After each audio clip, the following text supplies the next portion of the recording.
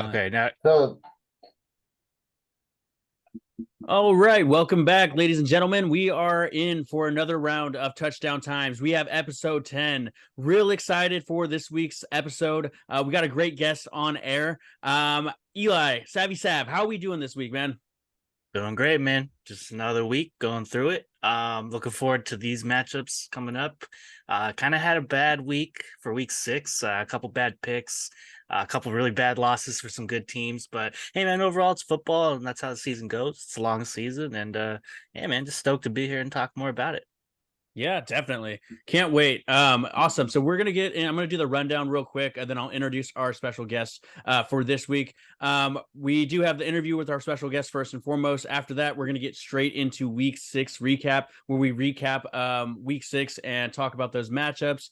Get into week 7 shortly after that, with a preview of some of these top games, these Sunday night, Monday night matchups, and Thursday night games. So it'll be some primetime games in that regard. We'll talk a little bit of fantasy football, just like we always do with Coach's Corner. We'll get into the betting segment a little bit, and then we, like always, we have a touchdown trivia question for you guys. After that, we'll kind of wrap it up. But yeah, I guess we'll get right into our guests of the hour. We have Greg, the man, laying down the hammer. Greg Hammersmith, ladies and gentlemen. How are you doing today, Greg?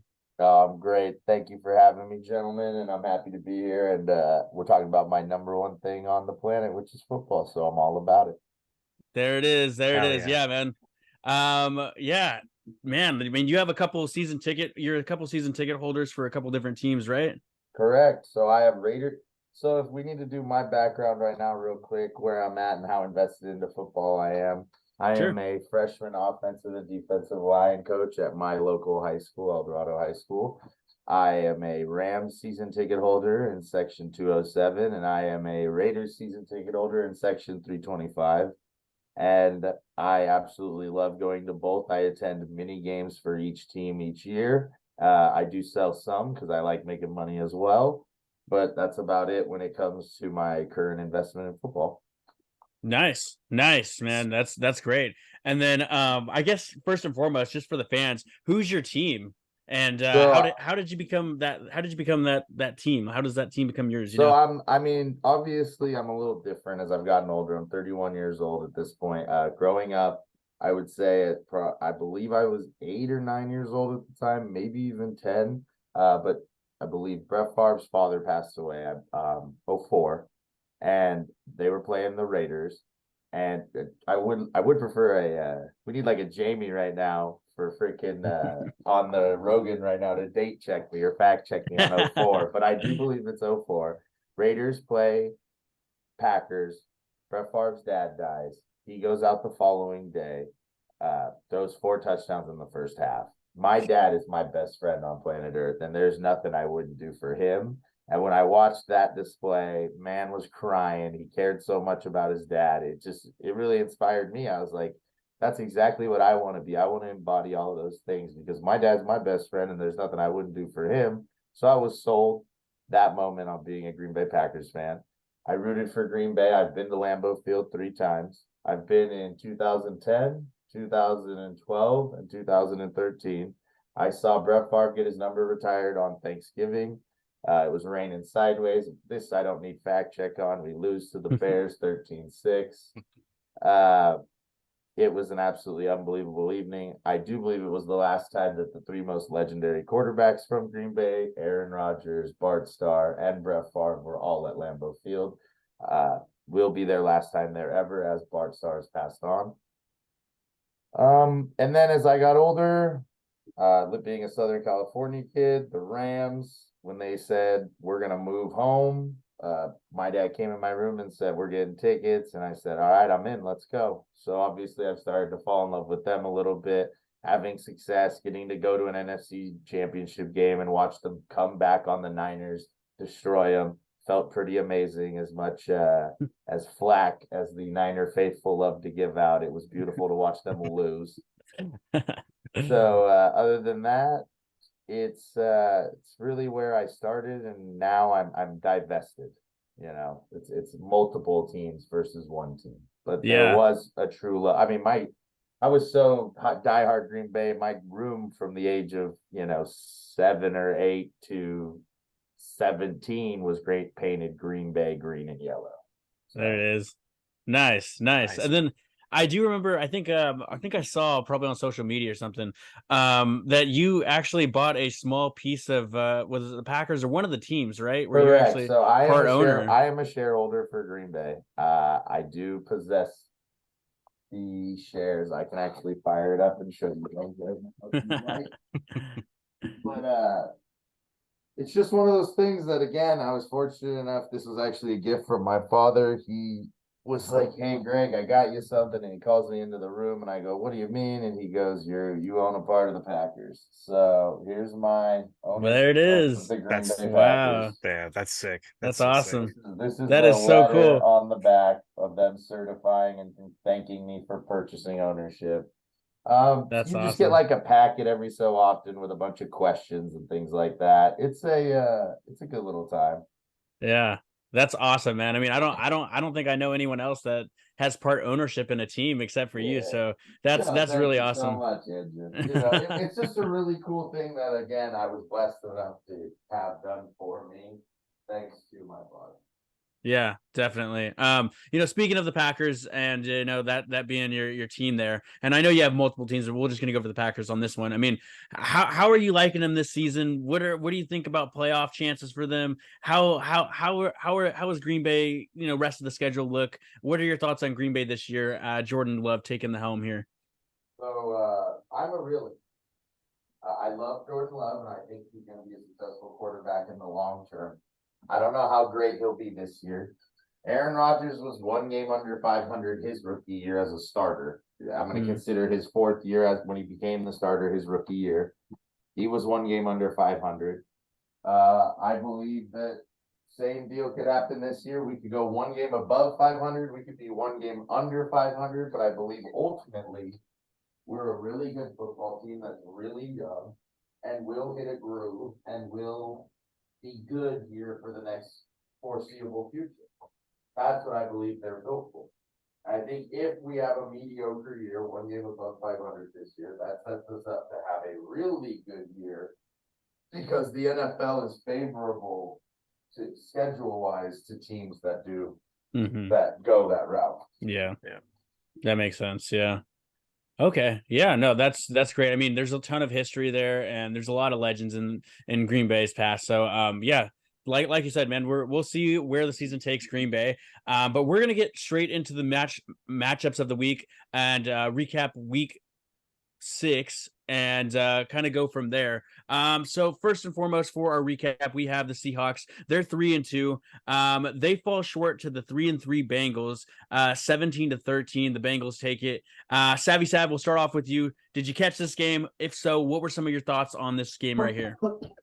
I was able to catch it. I did pick the Seahawks last week to win this game, and it was a close game. Wasn't super high powered offense, kind of like I thought it'd be. But Bengals were able to take it out.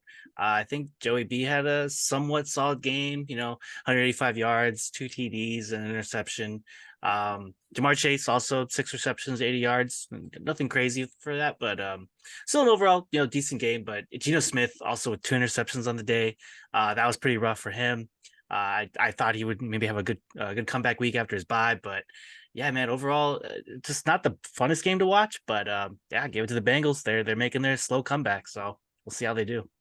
Yeah, definitely. I caught this game, and I remember picking last week the Bengals on this one. I had high hopes for Joey B and Jamar Chase. I have him for fantasy, and I'd say they put up a decent performance, not anything crazy as far as fantasy numbers goes, but did enough to definitely take the win. And I think Geno Smith, if you're turning the ball over twice, doesn't help your team, and it's pretty hurtful. So that's kind of my thoughts on it.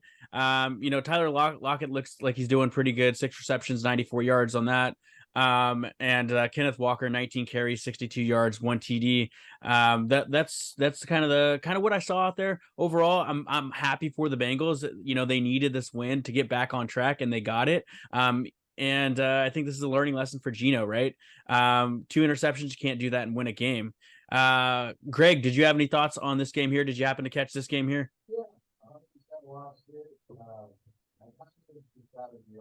I think we gotta probably get closer to the mic there. Oh, my bad. I moved it away from my mouth. I thought you were getting feedback. So No.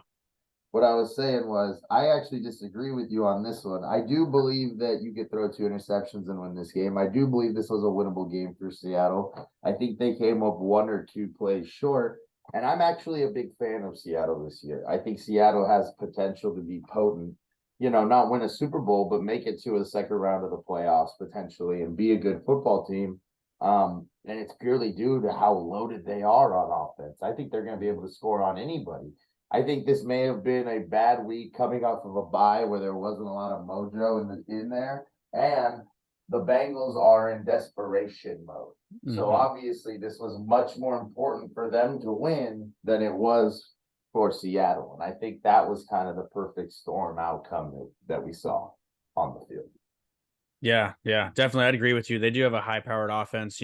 Kenneth Walker, Tyler Lockett, and Geno Smith, DK Metcalf. Metcalf, man, all Yep. of them, weapons for days. Smith and Jigba that they drafted. They're ready to score points now, and it's make or break for Geno, which I think Geno actually will be successful and is a good quarterback. So yeah, this game surprised me because Cincinnati has looked so questionable at times on the back end that I think they're not gonna win games because they're not gonna be able to consistently cover. Just, I hate to say it, because I personally like Joe Burrow as well. He's not on any of my fantasy teams, but I am a fan. I do have my card business, and he was the first rookie quarterback autograph card I ever pulled and sold for a healthy profit, and I was super happy about it. So, I do root for them, but ultimately I think you play this game 10 times, Seattle probably wins 7 and Cincinnati wins 3. Gotcha. Yeah, definitely. We're going to jump into the Ravens at the Titans. The Ravens, they came out on top 24-16. They move on to be 4-2. The Titans fall short. They're 2-4. I guess I'll start with you, Greg, on this one. What did you see out of this game here?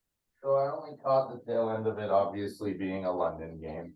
So I'm waking up and I throw it on and I catch basically the second half. And just there's a lot of things to be said about how Baltimore is playing because Baltimore can do so much more on offense than they're currently doing. But they're winning football, and that's all that matters. So if you continue to win, that's really all you care about. But I do believe they could be like a 42 a game Miami situation because Lamar has the ability to create so much for everybody else in the offense. You have to worry about what he can do more than anybody, creating opportunities for others. As for Tennessee, I've never been a fan of Tannehill, so him going out might not be the worst thing in the world because I don't think he's a franchise guy anyways. That being said, I, again, don't understand how Spears is going to outcarry Derrick Henry because ultimately, for me, I ride Derrick Henry till the wheels fall off because there's no upside in him not playing at this age. If he was, 24 and you were trying to maybe hold him or have him hang around for a run, I get it.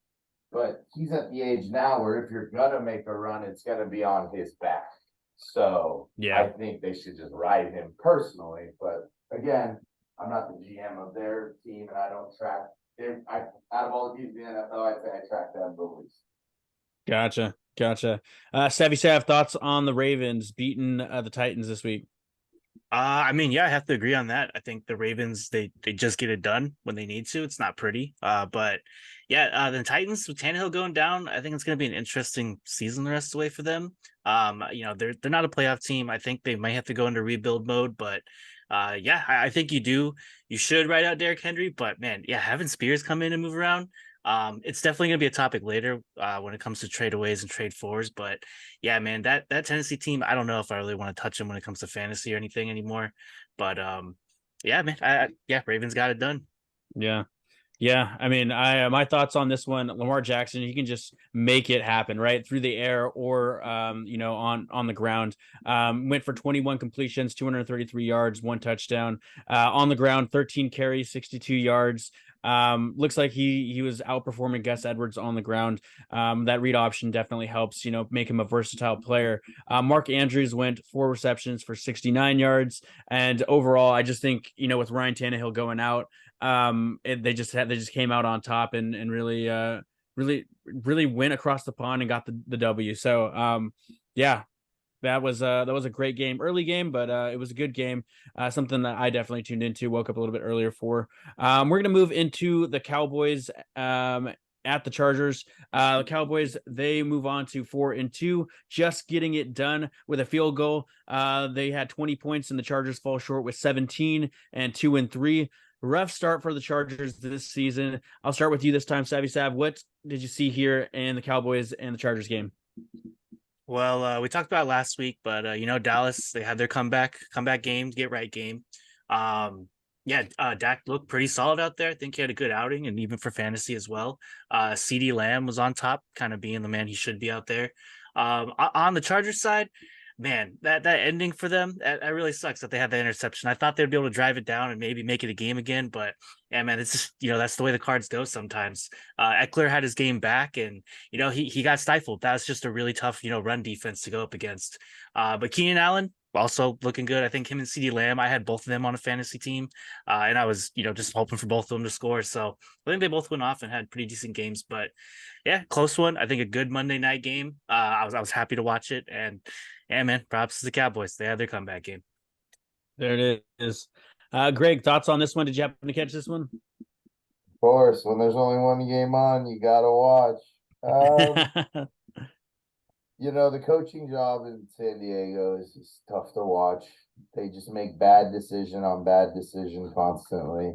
The playmakers are there, the ability is there, the potential's there. I just think ultimately it comes down to decision making. And when you're not making the right decisions, you're not going to win a lot of football. Yeah. No, I definitely. And I don't think Dallas, I don't think Mike McCarthy is the greatest coach who ever lived. I just think, at the end of the day, he's the better guy between those two. And that's what it came down to, because they're both ultra talented teams. Yeah. Yeah, no, they definitely both have, high-powered offenses. I expected a little bit high-powered defenses. Yeah, Micah Parsons on the defense, and they lost Diggs this year, but yeah, Blanche is playing great. A lot of their kids, Bland, I think, or something, is another one playing good ball. They have a lot of kids that are just playing tough ball. On top of that, DeMarcus Lawrence and Micah Parsons both rush as good as anybody in the NFL. Ultimately, on the Chargers side, Bosa and freaking Khalil Mack is the same deal. Khalil Mack and Bosa may be old, but they can still play ball. Khalil Mack realistically is a Hall of Famer at the end of the day. So I think he can really, help press the pocket and do some things. From a fantasy standpoint, I think everybody in this game is a letdown. Just being real. I mean, Eli kind of said, he was like, "Oh, I like this, I like that." I really don't see a lot. I think Dak is probably the most productive. You're like super stoked on. CD is an above average day. Herbert, I'd be disappointed in. Keenan, I'd be happy with, but it's not crazy, So yeah, I expected a little bit more of a shootout and a little bit a higher scoring of a game, and that would have definitely helped the fantasy numbers in that regard. But it looks like they did just enough to get by, right? The Cowboys. So I mean, you gotta give it to them on that one. But I expected a little bit higher scoring of a game. It definitely would have helped a fantasy out too. Let's move into the Niners at the Browns. The Niners, they fall short. They got their first L. They fall to 5-1. 17 points over the Browns. They squeak by 2 points. The Browns move on to 3-2. What were some of your thoughts on this one, Greg? Oh man, where do I begin? This game was wild. PJ Walker, the kid himself, played in the XFL, just has done everything he has to do to produce in his career. Had a terrible game, realistically, threw freaking 2 picks. Didn't look great, but did enough to win. Purdy, I think he's a above average quarterback in a extremely good system.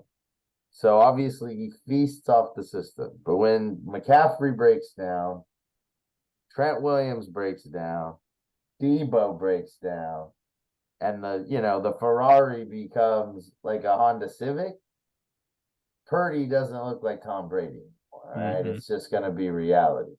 But I do believe Purdy is above average. He's unique. He does things. He processes quick, kind of like a Joe Montana. That's what makes him, or excuse me, not Joe Montana, Dan Marino.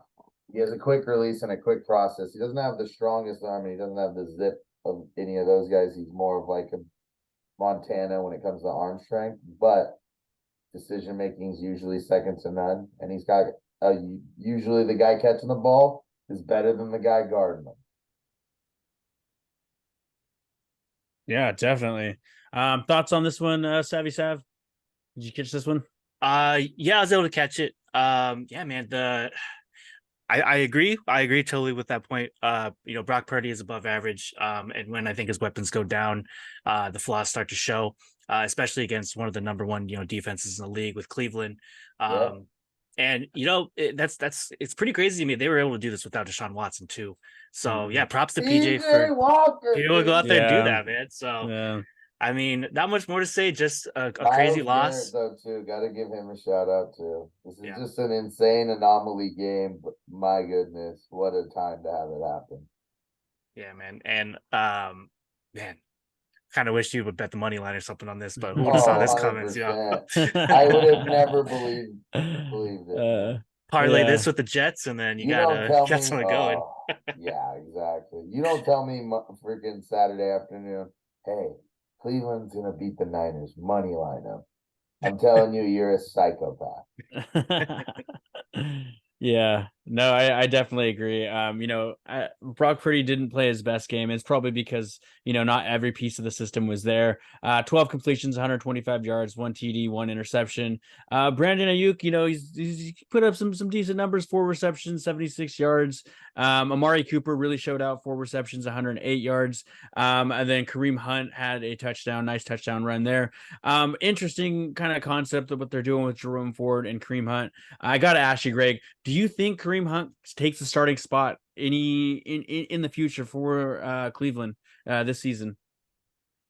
I mean, the classic, if Ford gets hurt, of course, but I other than that, no, I see Ford sustaining carries all year long. Do you hear me? Yeah, I can hear you. Yeah, definitely. Yeah, no, I just know there was a lot of hype, especially in fantasy, around Hunt coming back, being Yeah, but I don't that. think he'll ever be the starter. He'll always have his role, which is receiving, third down, and other things. But ultimately, I don't believe he's ever He's a going to be the 3-down starter. back. Yeah. Oh, I do. I think he is a 3-down back. I just don't think they want to play him that way. And I think that Nick Chubb's role will get filled by Ford until Ford gets hurt. Gotcha. Yeah, definitely. I think it's sad what happened to Nick Chubb ultimately, but 100% tragedy, man. Tragedy. Moving on to the Eagles, they took their first loss of the season. They fall to 5-1, losing 20-14 over the Jets. The Jets move on 3-3. Jalen Hurts, doing getting it done, but also turning the ball over 3 times. It's really hard to come back from that in my opinion. Jalen Hurts 28 completions, 280 yards, 1 TD, 3 interceptions. However, he was getting it done on the ground as well. 8 carries, 47 yards, 1 touchdown. And this one was a rough one for the Eagles. Zach Wilson was playing good. I just think the turnovers really hurt him in this one. They have the numbers, right? AJ Brown, 7 receptions, 131 yards. Their offense was there. I just think the turnovers really hurt them. And then, the Jets were able to capitalize on it. Thoughts on this one, being an Eagles fan, Savvy Sav? I know it's hurts to see the first loss, but what were your thoughts and takeaways from this game? Man, this is tough. Maybe this is my penance for calling out Dallas so much this season. But yeah, man, Hurts, he's out there. That's 3 interceptions. That last interception he had towards the end of the game, that was a killer. That was a bad decision making on him, but also tough play calling, man. They made a lot of weird QB draws at certain points where they shouldn't have. Towards like the last drive they had, they decided to bomb it on 4th down. Don't think that was a good shot, but I don't know. Overall, man, yeah, they can't go in and not score any points in the second half. That's not how you can get it done, especially against the Jets, who are, I think, in desperation mode. They're trying to get the wins where they can. Um, and I guess the bright side on the Jets side, I would say, is I think Brees Hall had a really good game. For going up against one of the toughest rush defenses. He had a great game in the passing game as well on his side. And I had him on fantasy and started him. So, yeah, man, at least Brees Hall had something for me. But yeah, this isn't too stressful for me though. I feel like if they can get their play calling right, and maybe this is their wake up call. I think Nick Sirianni didn't even talk to them after the game. It was just all players, in the locker room, basically taking responsibility for a lot of things that happened. So I'm hoping this is something they can grow from and learn from. Maybe they need it early in the season to kind of get things going later on. So we'll see, man. We'll see. Definitely. Thoughts on this one, Greg? Did you catch this one? Yeah, I did. Guys, ultimately, there's only one way to beat the Eagles, and it's to force Jalen Hurts to throw. And a team like the Jets can do that. And when that happens, they're going to lose 9 times out of 10. The Eagles are O-line based, and they're one twisted ankle away from being a glass cannon, because Jason Kelsey is the best in the league at his job, and Lane Johnson is the same thing. And they just lost Lane Johnson, and the next pillar will fall. And when it does, they will be a much, much, much less successful team offensively. And that's just reality, man. They've been extremely fortunate to have the best offensive line in the league for multiple years. If you go back to when they won their Super Bowl, they had a guard, I believe, named Brooks. Rodney Brooks was his name, or something along those lines. That was probably the best guard in the league. And that's when they win, is when they have their super dominant O-line and they have somebody who can run the ball, which is Jalen Hurts. Jalen Hurts can run it all day long. But ultimately, if you force him to stay in the pocket, you hit him a little bit, he's kind of screwed. You can't throw it. It's just reality. Yeah. Interesting. Did you guys hear about the jail parlay someone made? Yes, I did. Unbelievable. $500 and wins 14 grand and bails himself out of jail. Yeah. No way. I loved it. Come on, brother. That's like something that's right up. I'm an avid gambler, so of course I would see something like that. And so the one underdog that he picked was the Jets to win. All the other ones were favorites, but yeah, he picked the Jets to win that game. So pretty crazy. I was like, damn, that's how you get yourself out of jail, I guess. Wow. That is nuts. Wow. All right, that wraps up our week 6 recap. We're gonna move into week 7 top action. These are gonna be our primetime games and some other fun matchups, some quick hits. Getting into primetime games, we have this Thursday night tomorrow. The Jaguars, they're 4-2. They're gonna be traveling to the Saints, 3-3. I guess, what are your thoughts on this game? We'll start with you, Savvy Sav. What are your thoughts? The Jags or the Saints? Who takes it and why? Man, overall, I think the Jags are kind of getting on the up and up. I think they've had some pretty consistent weeks lately. I know Trevor Lawrence is kind of dealing with some injury issues now, but yeah, I think overall I'm not super stoked for this game. I'm not a big fan of the teams there, but I would have to just give it to Jacksonville on this one. I think going in, taking on Carr and company, Carr's offense hasn't been as powerful as I thought it'd be with Olave. Alvin Kamara is kind of coming out of his shell again. He is looking pretty solid, but I think the Jags defense might be able to stifle them. Yeah, just my thoughts on that one. Gotcha. Okay, so we got one Jag so far. Greg, your thoughts on the Jags at the Saints? Who takes this one? So I agree with everything he just said, and I do believe that the Jags are going to have a very successful season overall.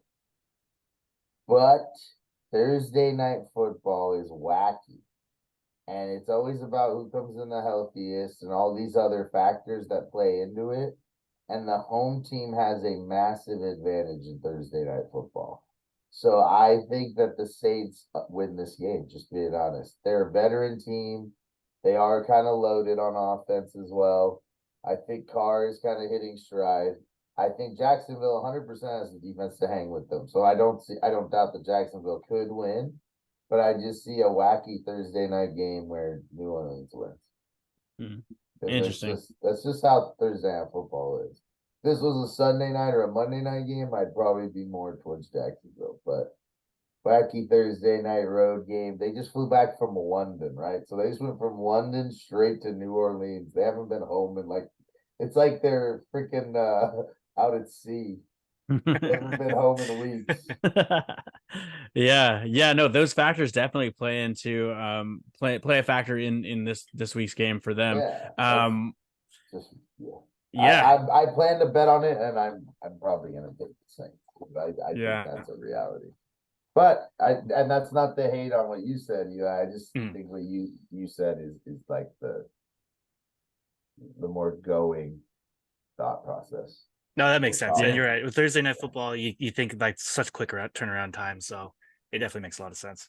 Yeah, and I think just being, in New Orleans at the Saints, and they didn't have to travel as much, and I think that definitely plays a They factor, traveled the right? most. What do you The, mean? the Saints Oh, did, you or the mean New Jags? Orleans? Yeah, Okay. yeah. I'm saying the I'm Saints saying didn't travel as Jacksonville much. traveled the most. Dude, they just fly back from London. Yeah, That's what yeah, I'm saying. Like exactly. that alone is a day of probably training for the Saints and a day off for Jacksonville flying home. Hmm.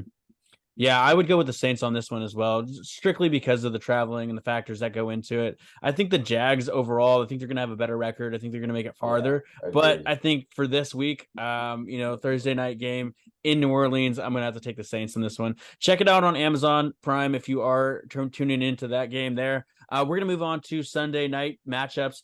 This one's going to be high-powered offenses, just great overall teams. The Dolphins are going to Philly to play the Eagles. Yeah. Not with Eli. You can't have brought me onto the show first time ever and had this game be the discussion. This is gonna be tough for Eli. I'm sorry, Eli. I don't want to do you like that. I just met you. You seem like a nice guy. But if you got Philly fans that listen to this and Philly homies, they're gonna have a wake up call from That's fair, man. Let's hear your thoughts then, Greg. Let me bring it down for me. What's gonna happen this game? You guys are not the fastest on the back end. Darius Slay is not a speed demon. You guys are gonna most likely run cover 2 and cover 3 all night. I think that Waddle, Hill, now Chase Claypool, they're gonna be a pretty nasty offense. And I think Tua, all he has to do is realistically wait for one of those guys to break somebody off and take advantage. So it's just your guys' pass rush is phenomenal. It's great. And your run defense is pretty insane as well. Both those things don't matter against Miami. Interesting. You got a rebuttal for that, Savvy Sav? You got any thoughts? I mean, the only shot, and it's still even going to be tough. I think if the Eagles can kind of get their run game going strong and control the clock, that's probably their best shot. So, I mean, if they can get that, which I think they can, I think Swift is very versatile out there. They have a good rotation too, and same with Hurts. I think if they get comfortable there and start off strong, then it's two of the best teams in football. My homie Andre is gonna be there. It's gonna be live. That's prime time. I cannot wait. Well, I'm going to be there too. I'm actually going to Philly this weekend. I'm leaving no way. tomorrow. Yeah, so I'm going to that game. So I'm super hyped. My first time going to Lincoln Financial Field, so I'm psyched to see it. I've heard the link is crazy, man. And then on top of that, I'll throw this out there. The Phillies are also playing in the NLCS. Yeah. And if they have a chance, right? They have a chance. They're going to be in Arizona this weekend. But they're up 2-0. So there's a chance that this weekend they clinch and go to the World Series. That city's going to be going crazy. I hope so. So I'm hyped. It should be a fun time. Yep. Yeah. There you go, bro. Enjoy. Nice. Yeah, no, that'll be I think that's Andrew, one of the best matchups. What's your opinion on this game? I know, right? Man, I think you guys kind of hit the nail with the hammer on these. I mean, I think I would go with Greg's analysis on this and just say that they have the speed, and if they can get open and burn them, then they're gonna take it for the long run. And like Eli said as well, if they can control the clock and stay ahead, that's their only chance. But I don't think it's gonna matter because Miami's a one-hitter quitter. They can hit you one time and it's all over, dude. That's all they need. It's not like you guys are the sustain a drive, beat them up, score a nice touchdown, brotherly shove. That's not Miami. Miami's literally built to beat a team that does that because they only need to throw one punch and they'll put you to sleep.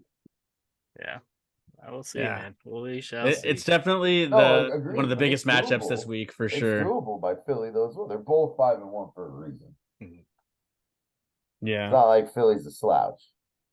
Yeah. They're a very good team. It's the same as the Niners. Just because I hate them doesn't mean that I can't be honest and admit that they're good.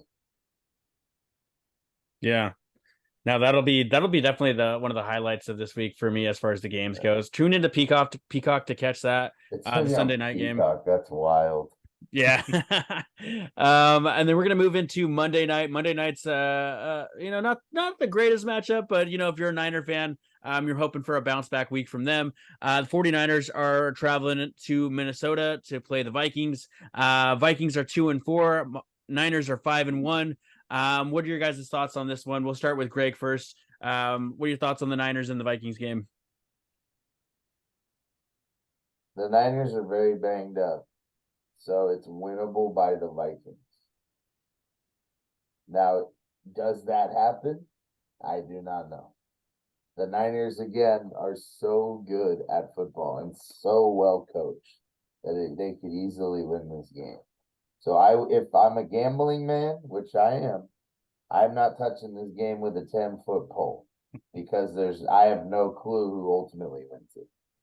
The Vikings are in desperation of all desperation mode. Mm-hmm. And they are depleted at that also. So Yeah, they lost Justin Jefferson. yeah, it's really, really a coin flipper. It comes Mm. down to who makes more plays on Monday. Yeah. And Kirk sucks in prime time, so maybe I'll give the edge to the Niners. Yeah. That's kind of my thought process is just the Niners I think are overall a better team and they're just a better coach team, and the Vikings this year just haven't been it. They seem to be just there, but not enough to get over the line. And I think they lost 2 or 3 games by literally within a touchdown, if not 3 points of a margin there. But yeah, especially playing in Minnesota, it's a little bit harder, but I'd probably give it to the Niners on this one strictly because they're a better team, but they're banged up right now, right? So we don't know how that's really going to work in the system there. But thoughts on this one, Eli? Yeah, I'll agree with you guys. I think the Niners should be able to take this. I mean, after the buffoonery that I saw with the Vikings and the Bears game, I mean they were I think only able to get that game because Justin Fields went out. But even that was just a stinky game. So yeah, man, I don't know. The Vikings haven't shown me enough to prove me that they can, even hang with an injured, riddled 49ers team. So I'll give props to them. I'll say the Niners take it. Gotcha. Nice. Tune into ESPN to watch that one, catch that Monday night game. And we're just gonna get into some other fun matchups and quick hits. Kind of keep it brief in this one, but we'll start off with the Chargers. They're 2-3. They're gonna be taking on the Chiefs in Arrowhead, one of the loudest stadiums in the NFL. The Chiefs are 5-1. Tell me your thoughts on this one, Savvy Sav. Man, I'm gonna say I think this is the one Chiefs drop. Sometimes it Wow. just happens. I think it's division matchup. I know Chargers can make some bad decisions sometimes when it comes to coaching, but you know what? Give me the Chargers on this one. I'm see what they got. Wow. Of all Yeah. the upsets to pick, I don't know if this is the one for me. I think the Chiefs run away with it. Ultimately, Herbert isn't 100%, and the Chargers are poorly coached, like you said, Eli. So that's a bad combination for some bad football. And I think, again, I have a card business that I'll probably post the podcast on as well. So definitely, I'm going to have to say that the Chiefs are going to allow me to buy Herbert cards cheaper, which I'm totally okay with because I think that Herbert right now may be a low, but ultimately down the line, because of his talent level, will always have potential and get victories and get Super Bowls and will have value. It's just right now, he's on a team that is terribly owned and horribly constructed. They have elite playmakers at certain positions, but then they have nobodies at other positions, and it just makes things tough. Yeah, I'd agree, especially being in Arrowhead. Chiefs are obviously the better team in my opinion, and I would give it to the Chiefs on this one. I guess something that a lot of the NFL fans that are girls will be looking for is definitely Taylor Swift. Curious to get your thoughts on Taylor Swift being involved in the NFL and what that does for the NFL. Greg, what are your thoughts around Taylor Swift? So here's my opinion. The NFL is paying her to be there, or sponsoring her, or sponsoring the family, or whatever, because it brings revenue. So Mhm. she's gonna be at every NFL game for free 99 and living her best life. And more power to her, she should. But that's about it. I think the NFL sponsors it to get more viewership, which is fine. Yep, That's great. it's a And that's business. also one of those things where I can see the Chiefs going undefeated real easy. Yeah, Just because of, some tomfoolery by the NFL. yeah, I think yeah. they were giving her free promotions for her movie. Like they weren't charging her to have her trailers shown on all the See, networks. that's So what I'm saying. I'm sure there was give There's a and takes trade-off there there. for Yeah, sure. Yeah, because it's just too much money wrapped up in it. yeah. That's why I think there's certain things about the NFL that I love, and there's certain things that are sad. I could definitely see the NFL being semi like, hey, if Mahomes gets another ring and we can get him in the Brady conversation, let's try and just force Mahomes through. I see the angle. Yeah. I see the reality to it. I just hope it's not true, and at that level, it's all go. All gas, no brakes. I Yeah. don't think Mike McDaniel's is. I think that dude's out here ready to compete at all times. So Yeah. yeah. that's the guy I'll ride with. Man, I mean, if they're making these freaking commercials joking about being an actual script, I mean, they're really Yeah. close toeing the line there. If that's true, so it's like, Yeah, I mean, it's not a script, but I could see him saying, hey, like when you officiate a game and it's Patrick Mahomes at the quarterback, you do everything you can within the fucking rules to make it go his way.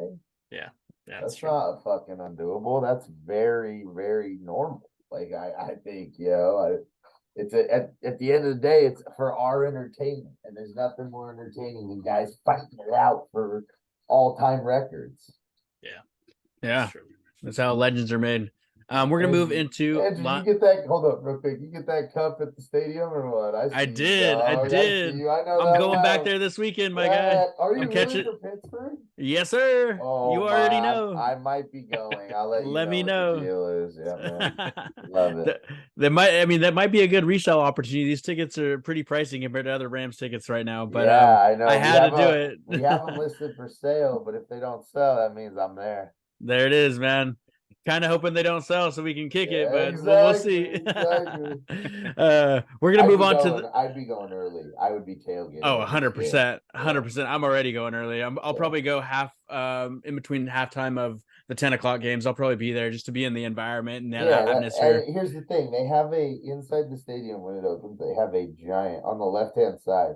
That just depends on who I go with. Because if my dad goes, I'll like sit him, and then I'll go to this spot. But on the left hand side of the stadium, there's a giant truck that has two massive screens on it that have the Octo box on it from Red For Zone. Red So it's Zone, yeah. all 8 games are going at the same time. So it's like, dude, I can watch that all day. Nice. Yeah. Nice. So I that's got like it. what you're saying. You show up early. There's the game's already playing. Yeah. Some of them play on the freaking whatever you want to call it, the Ringotron or whatever, the $5 billion, 10 trillion pound fill of the thing jumbotron that they Yeah. sell you on every time. Yeah. It's so It'll fun. be good, man. I'm excited for it. We're gonna get into the Lions and the Ravens. Lions, they're doing stellar this year. They're 5-1. They're going to Baltimore to take on the Ravens. Ravens, another well coached team, hard hitting defense, 4-2. Greg, what are your thoughts on this matchup here? So the Ravens are surprising me for two very different reasons. Their defense has not looked as good as I thought it would, and they're kind of banged up already, which sucks for them. And their offense is not scoring as much as I thought they would. But again, they're sitting at a 4-2 record and a successful football team. I do believe that's what you allude to, the coaching angle. I just think the Lions are a tall task again. Gambling man, this is probably off the parlay. I don't really know who I would take if I was held a gun to my head. I'd probably take Detroit and say, Aiden Hutchinson, I need you to ball out and chase Lamar to no end, and that's our only shot. And I Yeah. think that's the game. Interesting. Thoughts on this one, Eli? Um, I I think I would just have to give it to the Lions. I mean, they've been on a kind of a good streak, 4 games in a row. They've beaten their opponents pretty handily.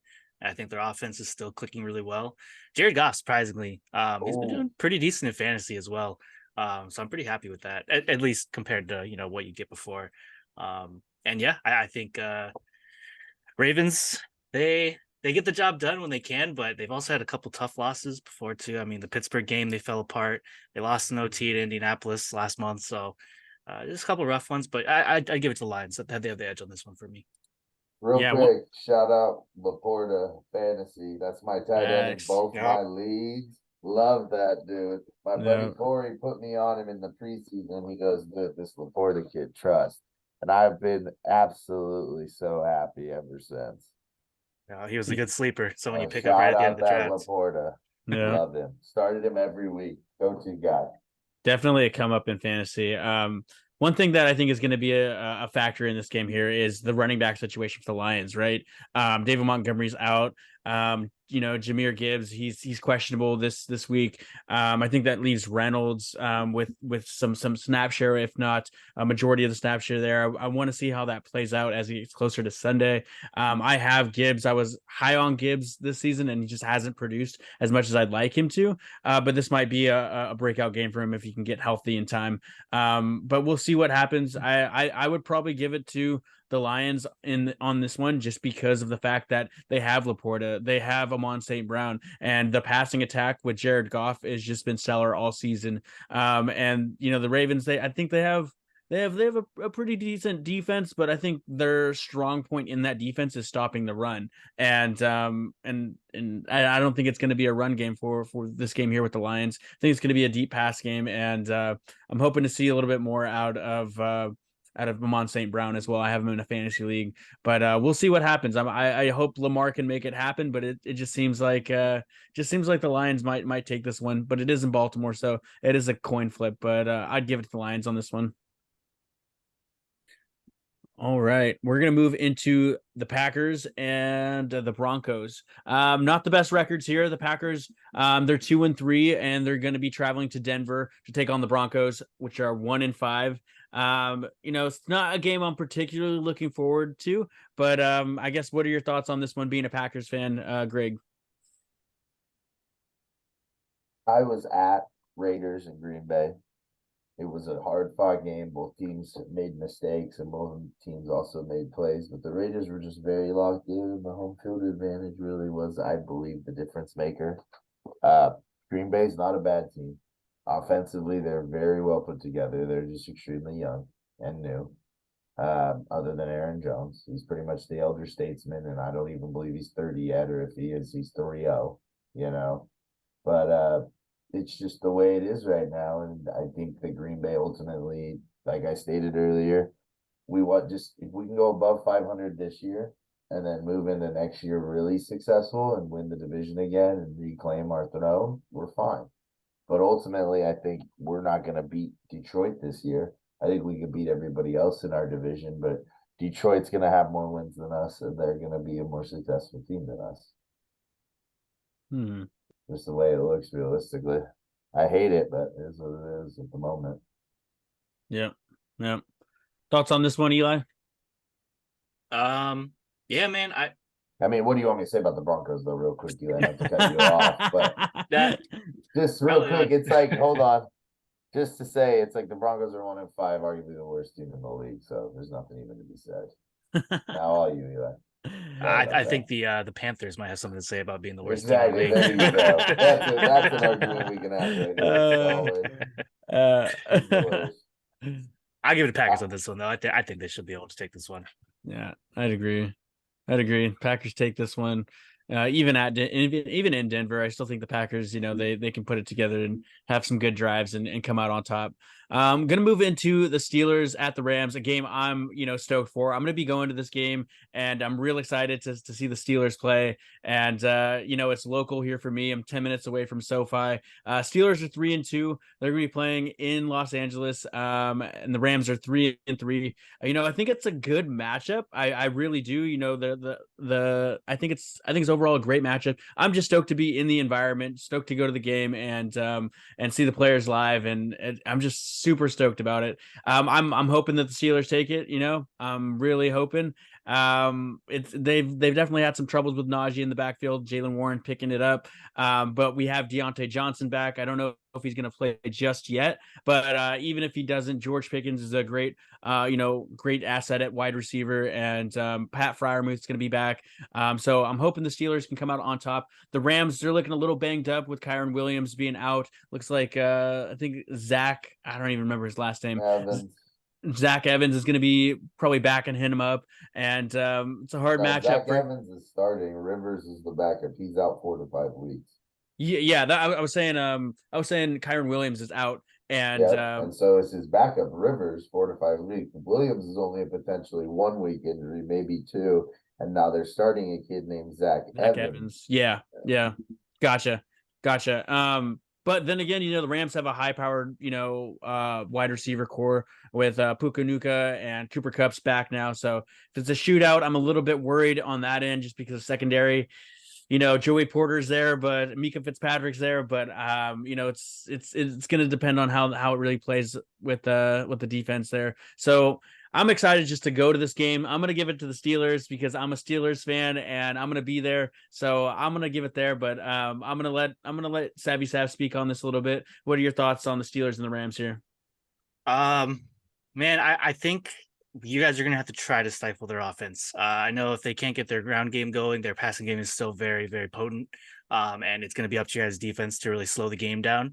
Can I see similarities to maybe the Eagles game and the Dolphins game in that sense? Somewhat.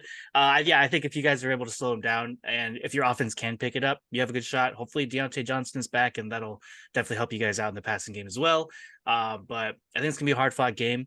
I'm going to give the edge to the Rams on this one. But yeah, man, I think it's going to be a fun one. I'm definitely going to try to watch this one when I can. Awesome. Yeah. Thoughts on this one, Greg? It's on the docket, potentially going as well if the tickets don't sell. I think the Rams win purely due to the potency of the passing game. I don't think Pickett is on the level of Stafford yet. I think if we go duel for duel, I think Stafford outduels him. I also think that Cooper Kupp and Puka are absolutely threats. I think the Rams offense for the next 5 years could be very good. Realistically, whether Stafford's retired and somebody else is the quarterback or not. Like the offense, it's got Cooper Kupp and not Puka, and they're both young and good. Cooper, I think, just turned 30. He could probably play receiver successfully another 3-4 years. Puka's 23, I think. There's a lot of good football ahead of them. And they don't need a running game because McVay don't care about it anyways. They're going to do it, but I don't know how successful it will be. There will be a one or two timer as a success, but that's about it. And I have Evans. I picked him up in most of my leagues, and I just hope it happens for Evans. I think he scores a TD, I hope. And they also got Darrell Henderson on the P squad, who I think probably gets activated next week. Interesting. I haven't heard him since last year as far as fantasy purposes goes, Henderson. But yeah, no, I'm just stoked to go to this game. I'm really crossing my fingers and praying that the Steelers come out on top some amazing way. Hopefully we can get a few turnovers, whether it's our secondary, Mika Fitzpatrick coming in with an interception or Joey Porter making something happen. I think that would really help us, kind of stay in the game and ultimately, put up some points and capitalize on those turnovers. But we'll see, man. Come on, Andrew. All those things could happen, and Aaron Donald's going to shut you guys down on offense. And we're going to outscore you. We'll see, man. We'll see. I just don't see an angle where you guys can win. It's just we're the big brother in this situation. You're a couple years away. Any given Sunday, my guy. Oh, of course. Any given Sunday. I mean, we just had We just had the two big upsets last weekend, so you Yeah. never know, man. Could happen. Humongous upsets. That's what I'm saying. This is where the pendulum swings back to normality. We had the craziness last weekend. I don't know. We're coming off a bye too, so we might, have studied I some usually don't film like and that nowadays because I think you need to be in rhythm, and I think a bye gets you out of rhythm, unfortunately. maybe depends on how you take that week. You know what I mean? Like how Which how most serious. teams aren't good with it. Yeah, you're right. But Steelers got a lot of history and got some good coaching on there, except for Matt Canada. But Tomlin keeps them in check. So we'll see how that one plays out. That kind of wraps up our quick hits, our fun matchups in that regard. If you guys do have something that you guys want us to address next week, definitely shoot us a message on Instagram, email us at touchdowntimes95@gmail.com, or just text or call one of us. We'll put it in the agenda next week. We're going to move on to fantasy football. This is going to be Coach's Corner. We're going to let Greg take this one away. He's going to really talk about his fantasy football, the leagues he's in, where he's standing in each of those leagues, some of his big hit players and anchors on each of his teams, and just really talk a little bit about fantasy in this segment here. So, Greg, I guess how many leagues are you in? Let's start there. How many leagues are you in for I'm fantasy? only in 2 leagues this year, doing very well. I've had years where I've had as many as 7 leagues. I've had Wow. 5 leagues. I've had 3 leagues, and now I'm down to 2 because again, I coach real football, and I predominantly spend my time on that. And Yeah. it's unfortunate that I don't get to clone myself and do both. That being said, if you really want me to take it away, I can just give you a little bit of my background. The highest I've been on Yahoo is Platinum 2. I have a record of 256 wins to 213 losses and 2 draws. I've played quite a bit of fantasy football. When it comes to trophies, I have 5 first place trophies, 5 second place trophies, and 7 third place trophies. I've won a championship as far back as 2014, and I've won a championship as recently as 2022. Damn, man. Wow. Well, there's some good accolades right there, bro. Yeah. Oh shit. I just been doing it. It's my thing. I love this more than anything. Realistically, at one point in my life, I wanted to take the avenue where this was how I was gonna make money. But then I started coaching, and then I've kind of fallen in love with that. So I'm gonna try and pick an avenue where I can focus more on doing that and other things. So what do you just hate the off season? Like how bad is it to not have football on? Like I feel like it's such a long span, Do you, or No, do I you mean, I love do you like all to prep? sports. It's not like Do you I'm only a football guy. Yeah. I just feels like this is what your true passion is.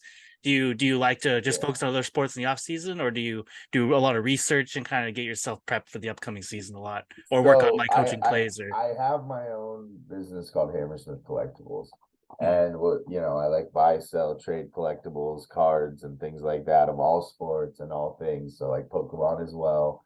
It basically, if there's an opportunity to, invest in something that could potentially make me money down the line, like anybody else, I believe, why not take the opportunity? So that's kind of what I do to make money outside of the school game as well. And I have a pretty extensive collection, and I have made some pretty decent money in the last 3 years that I've been doing it. So that's like kind of what I do in the off season. So it still revolves around sports ultimately, but it's just more of a monetized version of it. Nice, man. Nice. Yeah.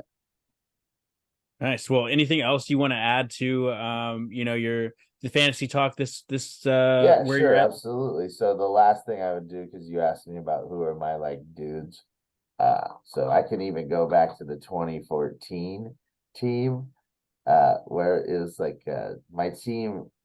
I had AJ Green, Antonio Brown, Roddy White, and Jamal Charles. So I obviously ran that. Oh, and Gronk at tight end. So Yeah, I that's a ran that lineup. league, like it was nobody's business. And I went back to back, followed it up in 2015 with a different league. I won a championship, and I came in second with that other team that we spoke of, because that league I had a 2-team keeper, and in the other league I won with Oh my goodness, who was it in 2015? I really can't even remember. So 2019, I won a championship as well. I had Josh Jacobs, and I named my team Kobe or Jacobly, and we were absolutely dominant that year. It was another amazing year. I had to trade away Saquon Barkley during one of his hype years to be able to gain the assets necessary to take home the trophy. And then last year, uh, I just rode the Miami Dolphin train, I'll be honest. I had Tyreek Hill in multiple leagues and he did me well. So this year I'm really riding the kid Travis Etienne in one of my leagues, and in the other league I have Patrick Mahomes and Pacheco. So those are my big workhorse guys. My main league, we call it the El Dorado Bums League. I have Josh Allen, Chris Olave, Scary Terry, Travis Etienne, Saquon Barkley, Laporta, and I'm starting Evans in the flex with Tucker, Green Bay, and Bobby Okereke as my DIP.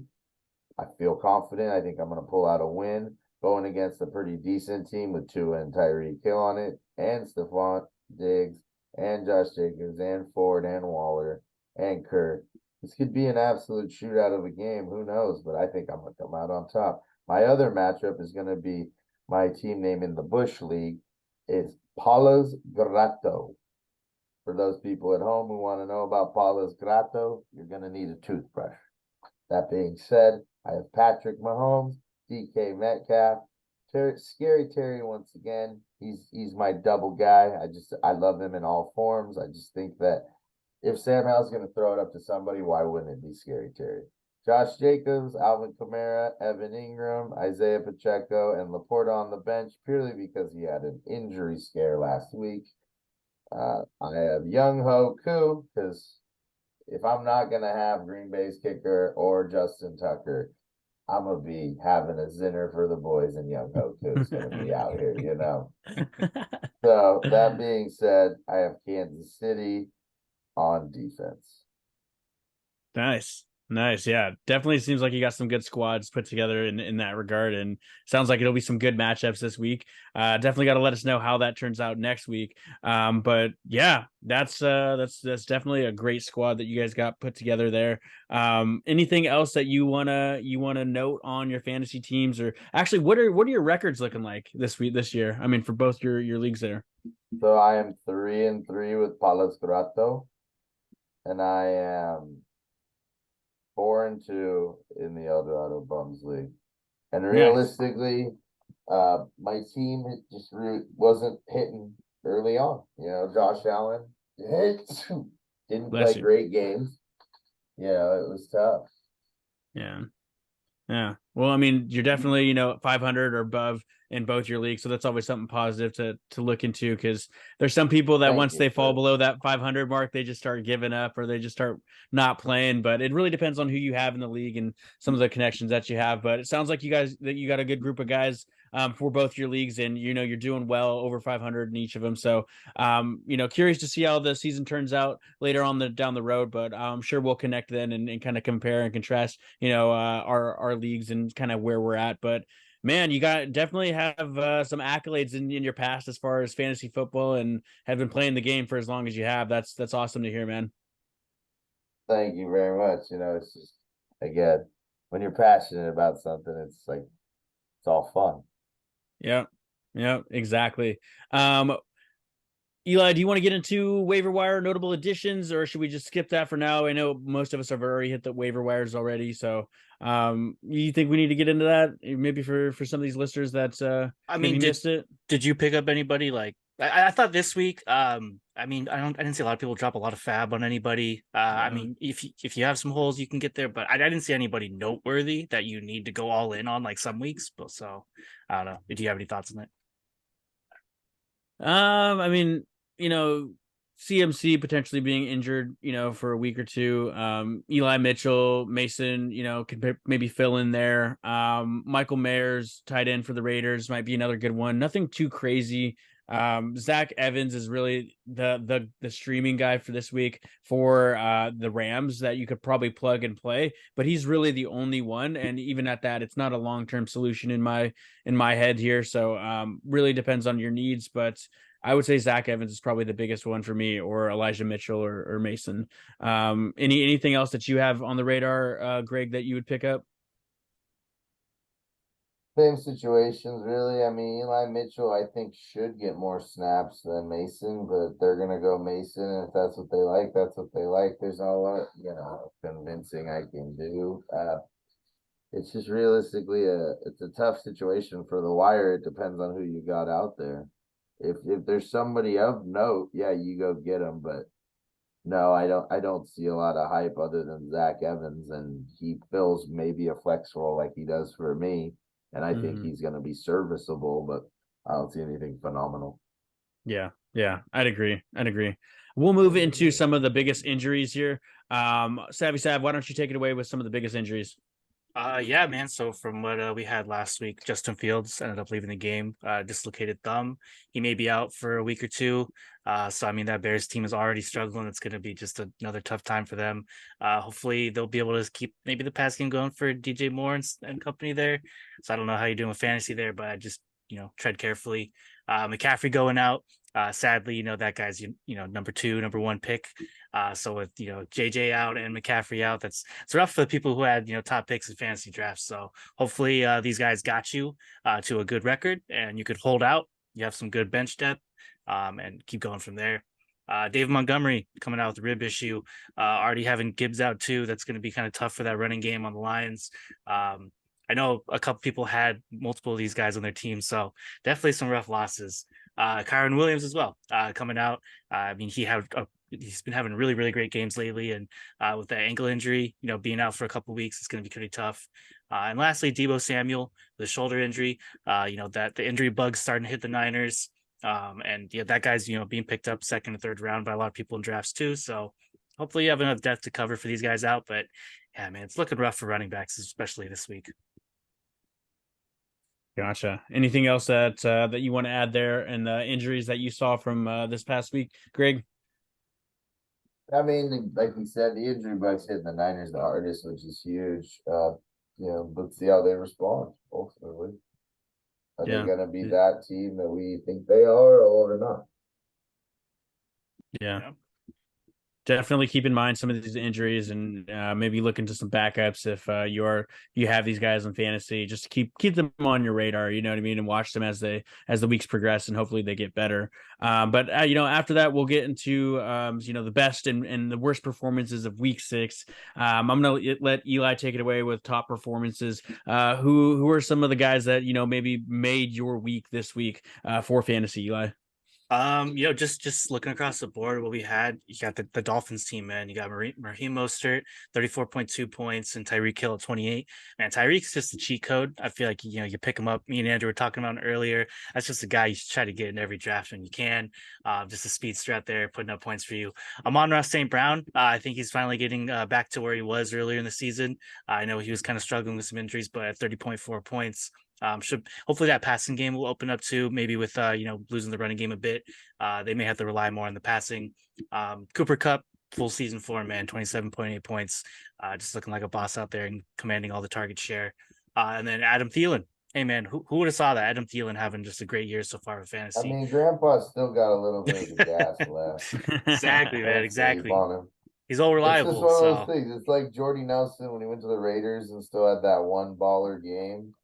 They still got it in them. They can play the game. It has to go perfectly their way. Yeah. Some good performances by the top performers in week 6 here. On the flip side of that, we got the worst performances. And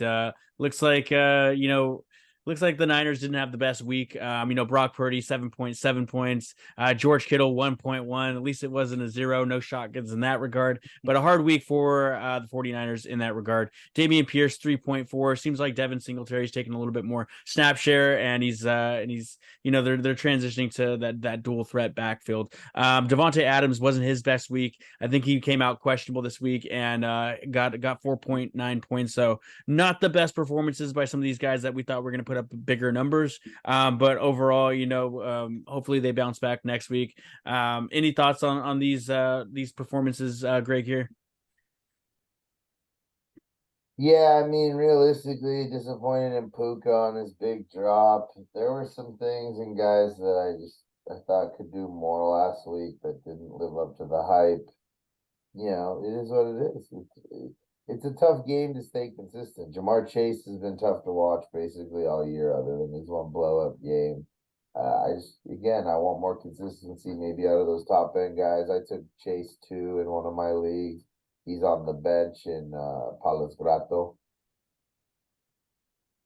Yeah, no, I definitely agree. I have Chase in one of my leagues, and I had drafted him and Joey B, and it's just not been the best year for me in that league. But that's kind of happens when you double down on a team and you think's going to do well. But hopefully they bounce back, and we'll see how it goes from there for the rest of the season. We're going to get some trades fors and trades away. Eli put this segment together, so I'm going to let him take it away. Who are some of the guys that we're looking to trade for, Eli? Yeah, man. So kind of just was looking at what I could. I was looking at Breece Hall. I think I said to trade for him a couple weeks ago, but I think if you still can, I think he's got some juicy matchups coming up this season. I was looking at his schedule. They got the Giants coming up, Chargers you could run on, Raiders, Bills run defense has not been that good either. So I think overall they're establishing that run game, and he's not on the snap count anymore. So I would probably try and see if you can get something, make a deal with someone and try to get him away. Even though I know the running game, or running back game right now is kind of tough and to pull them away from teams, but if you can, that's the guy you should target. Puka Nacua. I think he had a bad game. You see if anyone's stressed out about having him. He only dropped a TD, which, it's time to buy low if you can. And then Kyren Williams going out. I think the passing game's still going to be there. They're still going to be able to have their shootouts. And there's still plenty of share between Kupp and Puka. I think both can succeed on that team well together. So see if you can try to, get him away from someone's team. And then looking at tradeaways. I know we talked about it earlier with Derrick Henry. They should be running him a lot, but I think you sell high. He had a great game. You try to get him out, get something really good in return if you can. Someone who's desperate for running back. I think Tajee Spears is still out snapping him right now, so he's a sell high candidate for me. Just because I don't know what that team's going to be in a few weeks anyway, with Tannehill being out and where they're going to be at. And then Calvin Ridley. I know a lot of people were high on him for this year, and he had that one boom game. But other than that, he's third on the team for target shares. I think he's a boomer bust kind of guy. And personally, I've been seeing Christian Kirk have more consistency on that team. So I don't know. I think you maybe see if you can get a good deal for him. Maybe you can wait a week and see if he has a big boom game again. But I don't really like the boomer bust option with him. He needs to be more consistent. Yeah, definitely interesting. So we got Breece Hall, Puka Nacua for trade fours and tradeaways. Looking at Derrick Henry and Calvin Ridley. Thoughts on these, Greg? Solid. Solid. Not bad. I think if I'm a trade for guy, I want Chuba Hubbard because I think Chuba Hubbard has a lot of upside on a bad team. Realistically. And then there's some other trade fours like a Puka. I agree. If someone's like, oh God, he's gonna suck now. I agree. I think Puka's still gonna feast, have lots of opportunities in that offense. So yeah. The other one is even maybe a CMC. Some people are, sad about the CMC. Not again. This always happens when I get in, yada, yada, yada. Maybe time to move on for them and you just try and go get them. Yeah, definitely. Yeah, might be able to pull them away from those desperate fantasy managers that are below 500 that need to make a move. Definitely target them. Target their needs as far as some of these managers out there. People are on buys this week. People are hurt, so it just depends on the position that everybody's in. But yeah, definitely some trade fours, tradeaways there. Get them on your team or get them off your team. But yeah, we're gonna move into the week 5 shotguns. This is something that we do for our league, maybe something that you might bring to yours, or maybe we can see what you have in your league, Greg. But each week we do shotguns for the people that have 0 points. So if you get a goose egg with any one of your players, but yeah, so Eli, I think you already did it, did you not? I Did you already did. do that? Okay. I since I work night shift, I get off at like 5 in the morning. So had a nice old 5 a.m. shotgun, sent it to the boys, and hey man, Tyler Bass, that's tough. Bills just their Bro, he offense was not doing missed. it. Yeah, In I my know. dad's league, he had negative points. I felt so bad for my dad. It's I rough, was like, man. oh, brother. That's Expected a lot more from really him this rough. season, but so far it's not looking good. So, yep, that is shotgun because of him. So we'll live and learn, I guess. But yeah. So for the Yeah, shotguns there, yeah. I'm down, but I haven't goose egged yet this season. We haven't had an issue. I mean, does a negative count as a goose egg? Because I did have one thing go into the negative. Yeah, so negatives or zeros and defenses count too. So there you go. I was gonna say yeah, I won I won both my games this week, but I did have Washington's defense that Thursday night where they just got torched by the Saints, I believe, or somebody.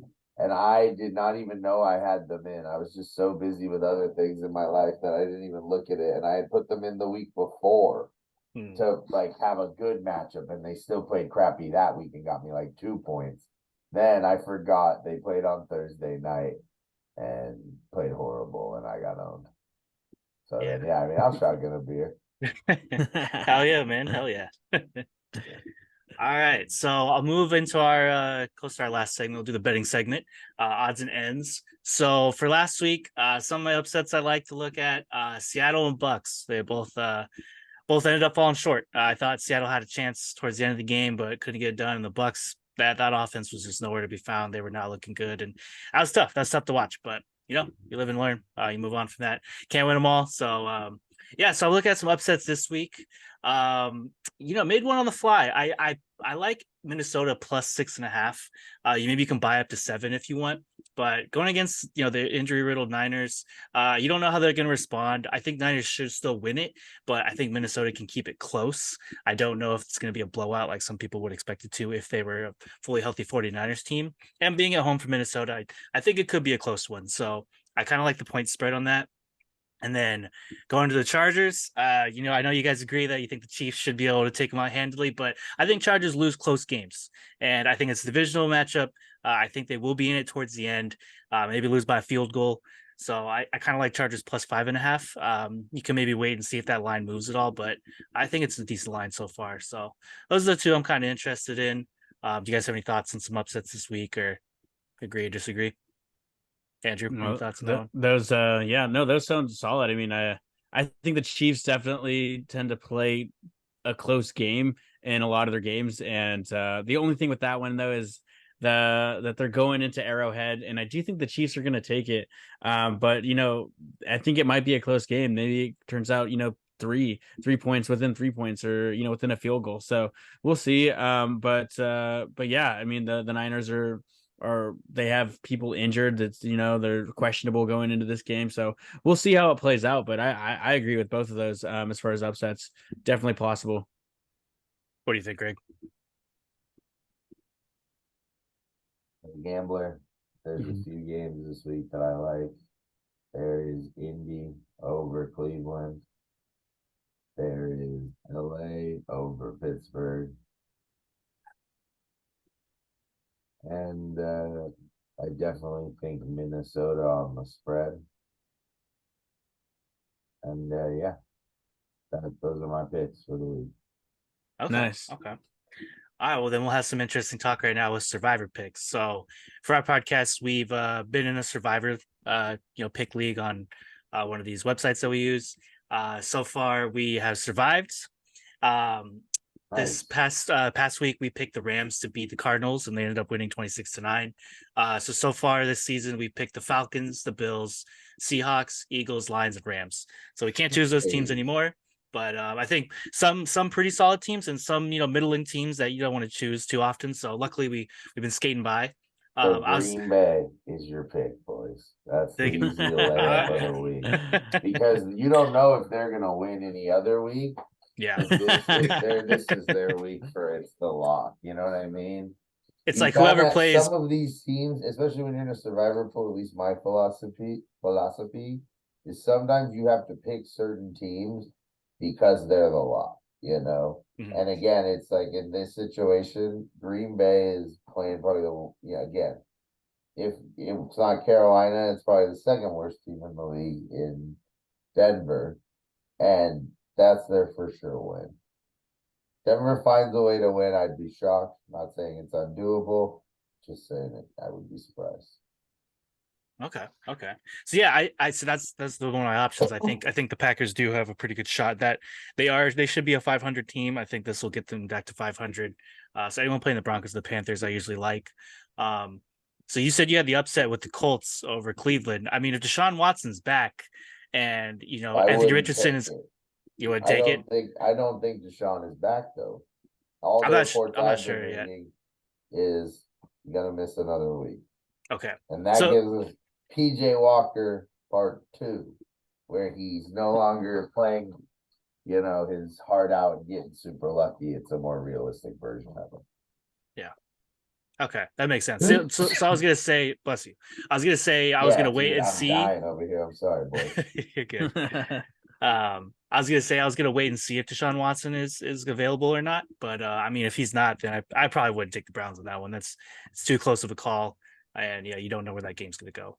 Agreed. And if Deshaun plays, I don't take the game at all. And I do think Cleveland wins. But from everything that I've read, he's still out. Okay. All right, so leaning towards the Packers now. But lastly, the 49ers and the Vikings. We haven't chosen the Niners yet. But now with their injuries, I'm a little iffy on that. You're not too sure. There could be a sneaky upset. You never know. Exactly. It has the smells for a sneaky upset. There's no question about it. All right. So, I mean, what do you think, Andrew? Do you agree with? You think we should go Packers in this one? Yeah. I think we lock in Packers over the Broncos. It's a great matchup for the Packers, and they're facing the Broncos. What else can we say about the Broncos? They're just not that team this year, and Russ has not been cooking. So I think we're gonna lock in the Packers for this one. What do you say, Eli? Yeah, man. I'm gonna give faith, and we'll do it for our guest, Greg. I mean, let's go, Pack, go, bro. Let's see what they can do. There we go. There it is. All right, Awesome. sweet. So yeah, that's the betting segment. But looking forward to it. We'll see how this goes. We'll see if we can get some money out of this. Yes, sir. All right, we're gonna move into the touchdown trivia of the week. Last week's question was, what was the last year that the Raiders won the Super Bowl? We have options of 1977, options of 1981, options of 1984, options of 2003. Since we have Greg on air, we'll give him a shot at this before we reveal the answer. But you got an answer for this one, Greg? I believe it's 1984, correct? It is 1984. There it is. Nice. Marshall or Marcus Marshall? Oh my goodness, my dad's like killing. Marcus Allen was on the team, I believe. I think he was on the team at that time. Yeah, we had one. Our guest last week was a Raiders fan, so we geared the question to him. But yeah, it was 1984. So to all those that answered on Spotify, thank you so much. And to those that responded on Instagram, thanks a bunch as well. Looks like Gray got this one right, and we have a few others to shout out as well. But we'll move into this week's touchdown trivia question. Eli, you want to read us off? Yeah, man. So for speaking on the Packers, we'll call you the question: who was the QB that led the Packers to the Super Bowl 1 and 2 victories? We got option A, Brett Favre; option B, Jordan Love; option C, Bart Starr; and D, Aaron Rodgers. So, Greg, big Packers fan, what you got?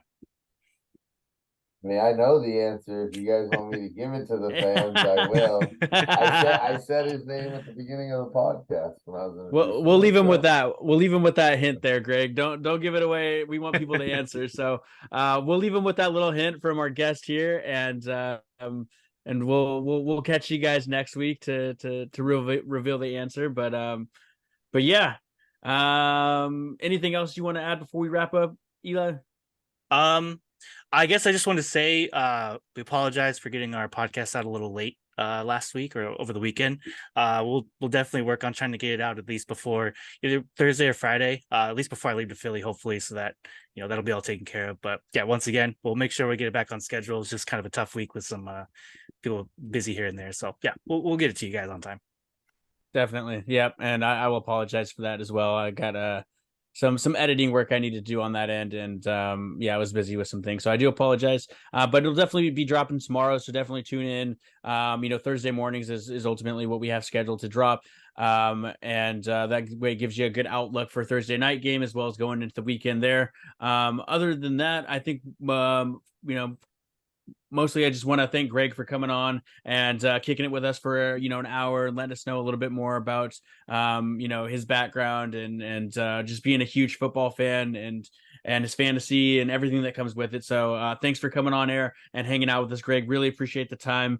And yeah, thanks again, man. Yeah, of course, guys. I loved doing it. Appreciate it. I'd love to do it again. And then also, I just want to fact check you because I knew it wasn't 84 that the Raiders won. It was 83 that the Raiders won the Super Bowl. So it may have been the year 1984 when they won the official game, but it was the 1983 season, Andrew. So just so you know, that's there it is. because again, my impeccable football knowledge was flaring right there, and I was like, "There's no way that I think that's wrong." So I gotta look it up. There it is. That's what we got. That's what we got. People like you on air, Greg. Yeah, Thanks. great. All right, man. Awesome. All right. All right. Well, this is us signing off for Touchdown Times. Thanks for kicking it with us. We'll catch you guys next week, and take care until then. Peace out, guys. Peace.